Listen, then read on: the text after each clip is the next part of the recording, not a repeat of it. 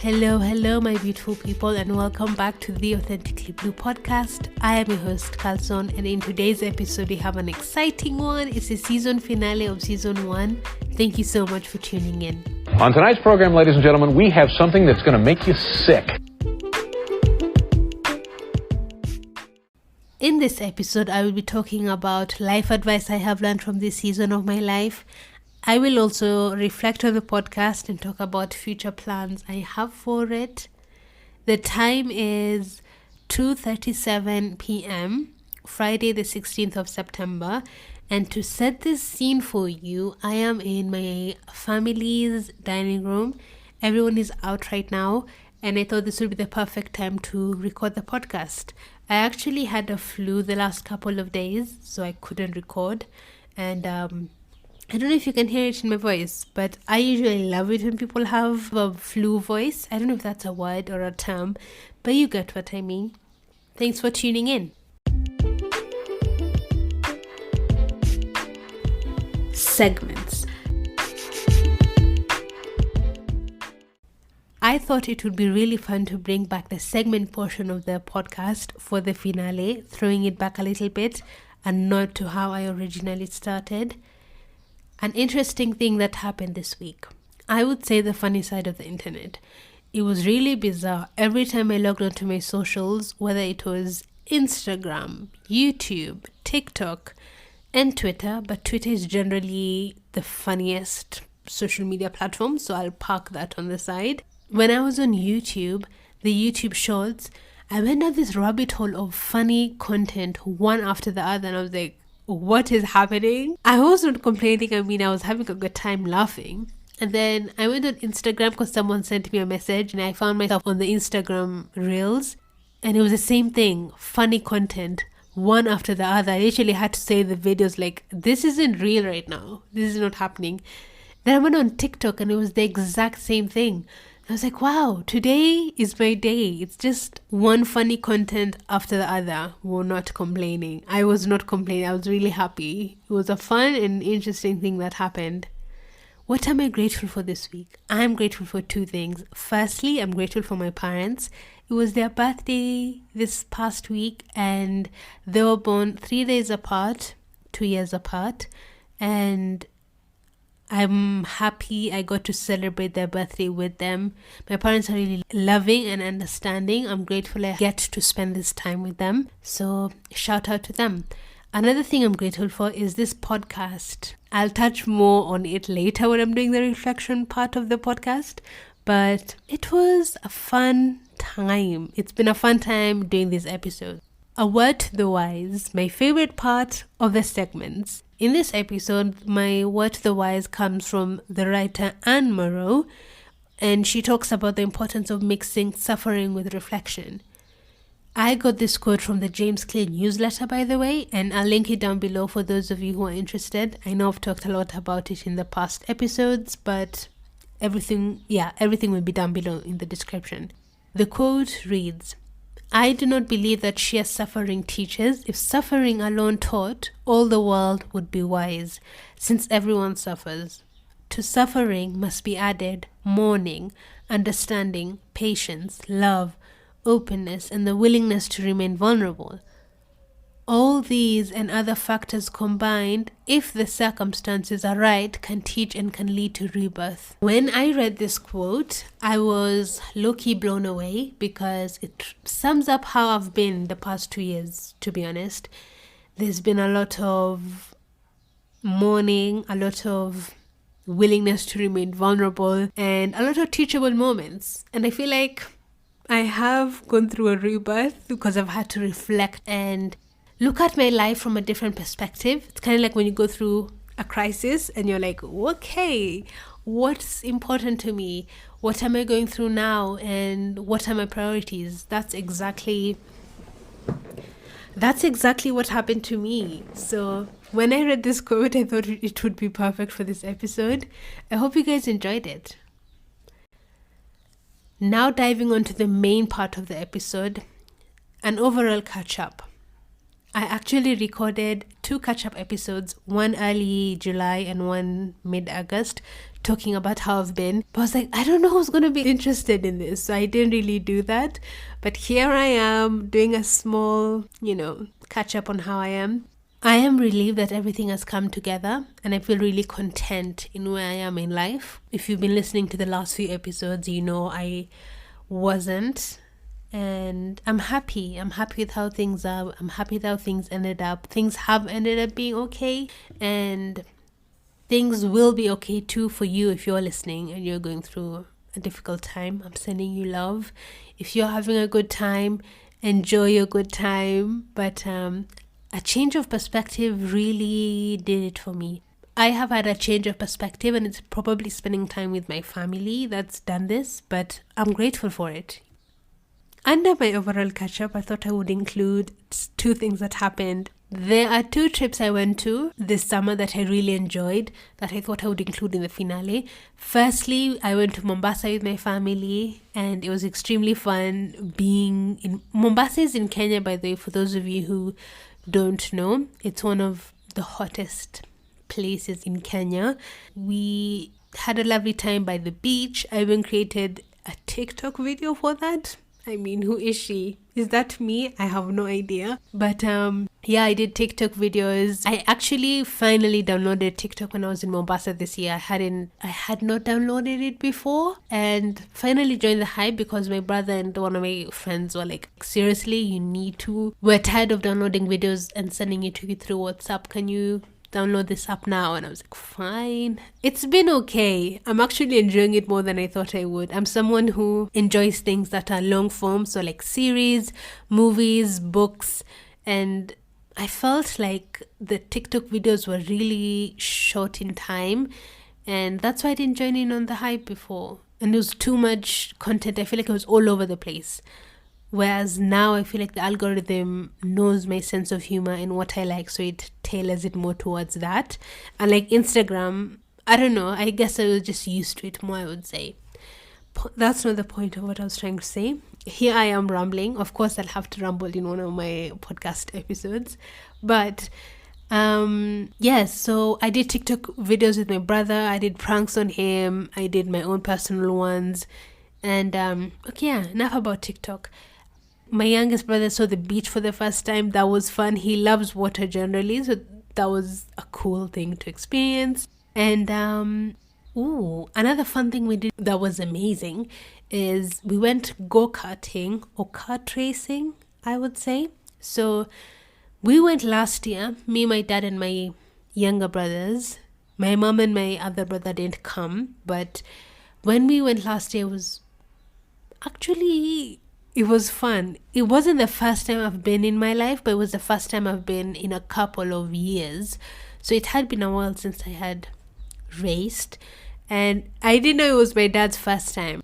So when we went on the track to compete, my dad was going extremely slow on the first race, the first lap, and I was like, are you okay? Like, what's going on? Does your cart have an issue?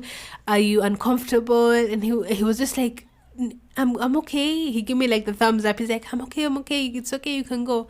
So I went, did my thing, competed with the other guy who was leading, and he ended up winning. I was number 2 because I went slow on the first lap. However, he came up to me and he was like, hey, do you want to go again? I was like, of course I want to go again. I looked at my dad. He's like, yeah, you can go have a fun time. So I went, I competed with the guy, and I lost by just a few seconds, but it was really good and close race. So it was a fun time, I will leave my competitiveness to the side for this one. And I actually went, and then I went up to my dad. I was like, hey, what happened? You were going extremely slow, and I don't understand. Like, were you okay? And he was like, it was my first time going.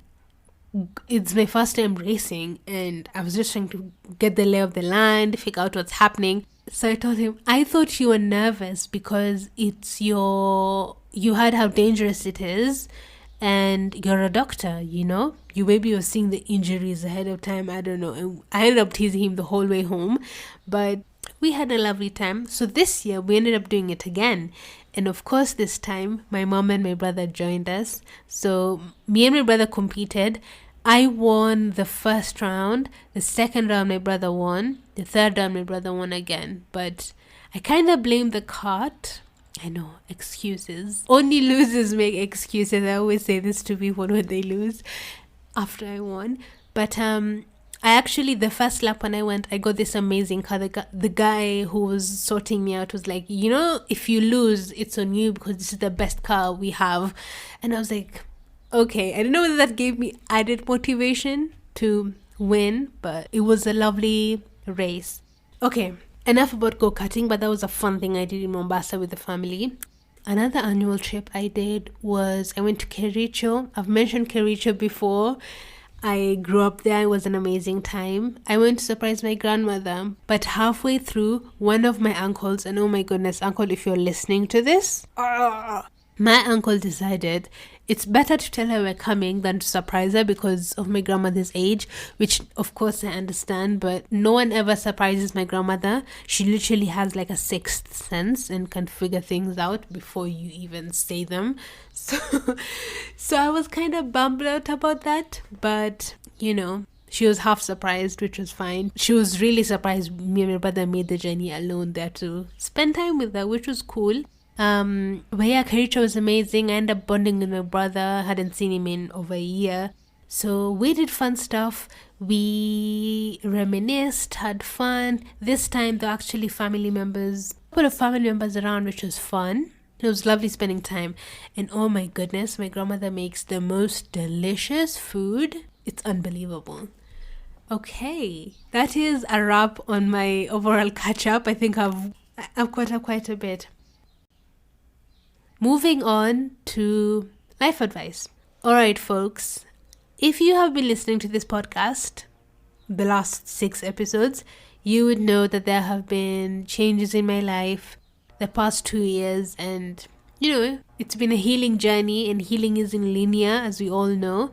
So it's been a process, and I have learnt a couple of things. So I thought I would include it in this finale because I want to share this with you. So I hope you enjoy and take on this life advice I have. One huge realization I made is the world starts and ends entirely in our mind. In my mind, in your mind, in our mind, in all our minds. Nothing external can change this fact, no matter how wealthy, how beautiful, or how famous you become. It's all in the mind. Literally, it's all in the mind. If your mindset and your perspective is negative, nobody can save you from you. You can either get addicted to things, or you can lose hope and motivation, and you can get lost. I think that sums it up pretty well. It's such a difficult thing to maneuver once you feel lost. So everything starts and ends entirely in our minds. That's a huge realization I made. Alrighty, lessons. Things are constantly changing in life. People are changing. Situations are changing. So it's really important to find the courage to face things head on, to face our fears and break bad habits we have, because it could lead to horrible things, I would say. Lesson number 1, accept who you are.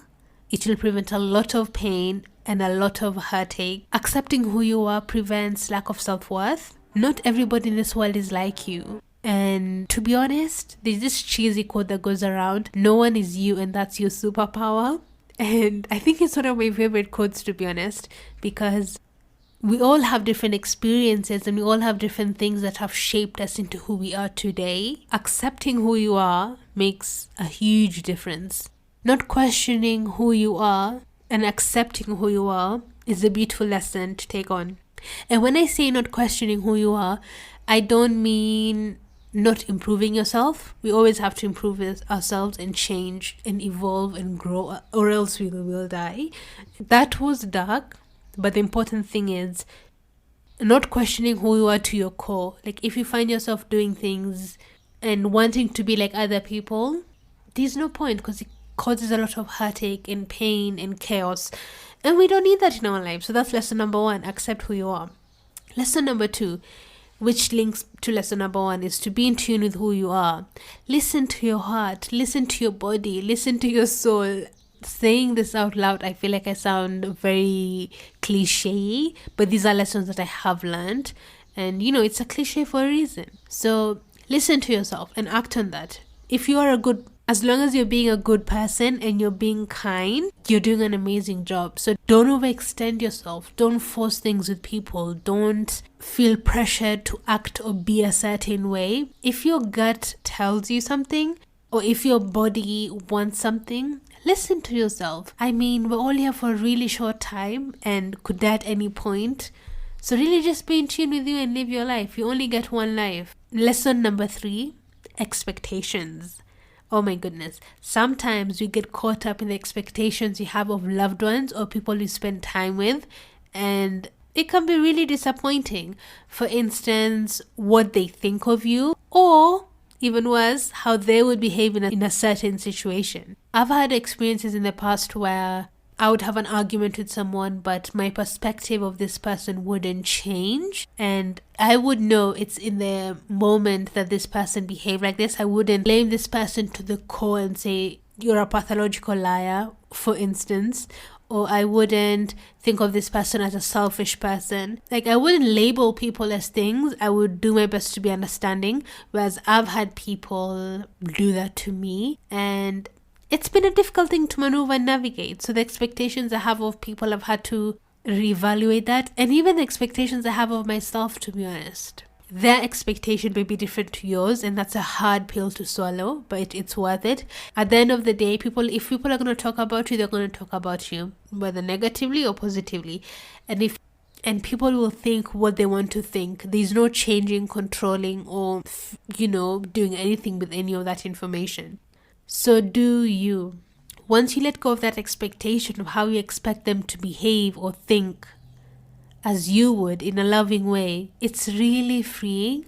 And don't blame yourself. Whether it's expecting more and they didn't meet your expectation, or for you putting the expectation too high, learn your lesson and keep it moving.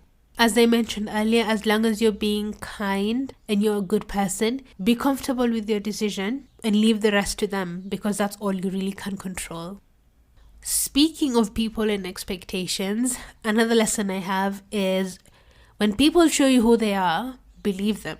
And if you have a gut instinct about people, believe your gut too. Whether it's friendships, relationships, or any situationship, to be honest, don't fix things. It will cause a lot of heartache chaos for you. As difficult as it is to accept people for who they are, it's really important.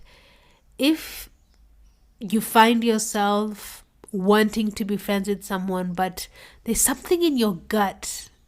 I mean, oh my goodness, I would never ignore my gut again. I've only ignored my gut twice in my lifetime because of how people showed themselves towards me, and never again. Lesson learned. So trust your gut. Speaking of gut, it can spot ego, character flaws, and negative intentions that people have, because your gut does not overlook the past like your mind does. And I really truly mean this from the bottom of my heart. From experience, your gut does not overlook your past lessons like how your mind does. As I just mentioned, in those 2 experiences I had with people, like they were showing a certain side of themselves to me. And even though my gut, I could feel like there was something wrong, I was like, no, but I like this person and they wouldn't do this, and whatever the situation is. But your gut does not overlook past lessons like your mind does. So that's a huge one. Another really important one that I love is feeling sad after making a decision does not make it the wrong decision. I read this quote on Instagram. Someone known as Stephen Bartlett, he has his own podcast called Diary of a CEO. He posted this on his story one day, and I added it to my favorite quotes section in my notes app, and I found it really liberating. I'll read it one more time. Feeling sad after making a decision does not make it the wrong one. There have been a few decisions I've had to make in the past 2 years that, I felt like were right, but I felt sad after doing them, and that did make them the wrong one. So if you're listening to this and this quote hits a chord somewhere, I'm glad I'm sharing this with you. A couple of reminders I have. Reminder number 1, Our perspective is so important. I touched on this earlier on when I was talking about my perspective and my mindset, or even the lessons, but it's so important. Our perspective is so important, and it dips. That's like literally part of life. It's guaranteed. What matters is how you pick yourself up and move forward.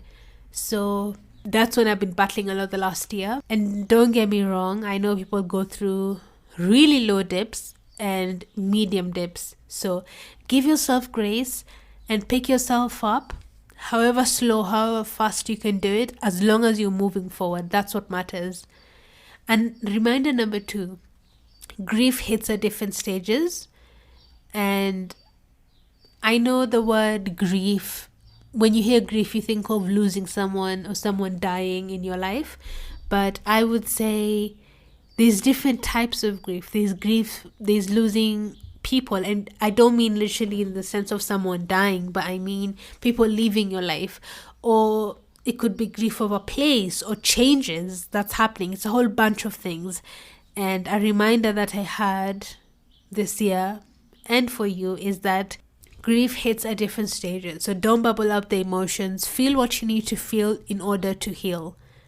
Reminder number 3, nothing is what it seems. This reminds me of the Wizards of Waverly Place theme song, but I will not sing it. I'll just say what I need to say on this point. It's really easy to jump into conclusions and overthink things in our life. However, talking to people is really important. I mean, I'm not a mind reader, you're not a mind reader, and most of the times when we're in our fields, we assume the worst about people. And to be fair, emotions heighten during this time, so go talk to people. Try your best not to project too much. There's a page I've been following recently on Instagram and TikTok. It's called 20 something. I'll link it down below, the Instagram page, if you're interested. But one of the videos, someone was talking about how sometimes when you're dealing with someone or talking to someone, you may bring up something in their life that it was traumatic to them. And it's not your fault for bringing it up because it's something that existed within them, but it's how you interact with them. That's on you. So if you're being a kind person and a good person, kind of like how I mentioned earlier onwards, if you're being a kind person or a good person, that's all you can do. You can't know how the other person is going to react to be as long as your intentions are good. You never know what people are going through, so you can't read their minds. Go talk to them, explain your perspective of things, and keep things moving. My final reminder is nothing is forever. Whether it's pain, friendships, relationships, grief, I can go on and on in this list, but nothing lasts forever. I hope this quote brings you comfort like it did me. And that is it for my lessons and reminders portion, my life advice I have for this season. I hope you guys enjoyed it and resonated. It's kind of random, but I thought it would be perfect for this episode and finale. The podcast reflection. Okay, so the idea of this podcast has changed a lot from the beginning, but I actually really like where it's landed. I was wary about oversharing personal information about me or sharing any personal information about me, to be honest. I wanted this to be an anonymous podcast for my friends and a few family members who knew about this before I released it to the world. They know how I wanted it to be completely anonymous. But a few people persuaded me and said, you know what, you have to own it. And wow, that was loud. You need to own it and move forward with confidence, It's yours. So do it. I'm grateful. I feel like I found a good balance to help connect with people. By sharing what I'm going through especially in the authentic rambles, you guys have really resonated and connected with what I've said. Some responses I have from people, such as you needing to hear what I had to say or being thankful for how vulnerable I am.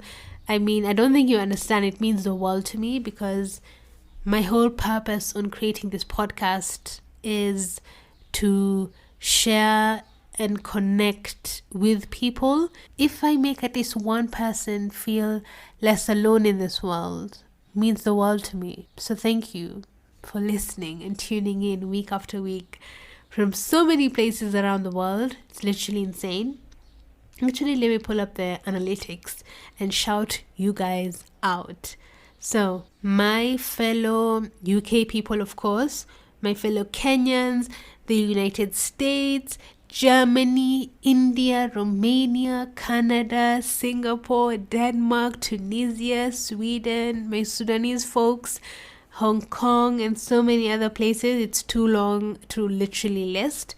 But thank you so much for tuning in and listening and enjoying and reaching out to me. I love that.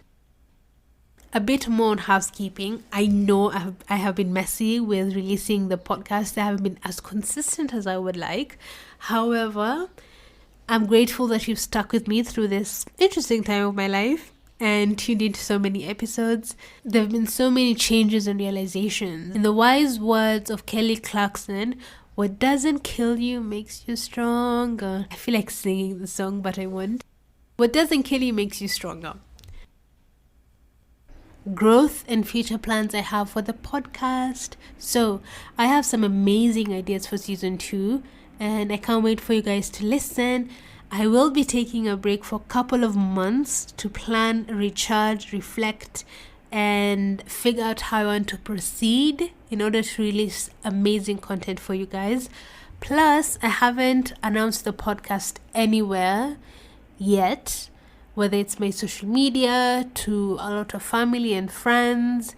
I wanted to see how far I'm going to go by myself first and see how we will do. We are over 200 listeners in less than a year, and it's actually insane.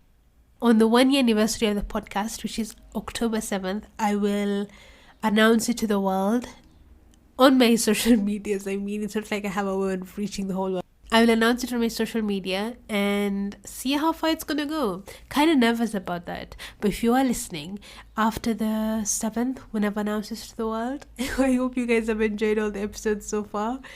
And of course, thank you so much for all the love and the support you guys have been showing me.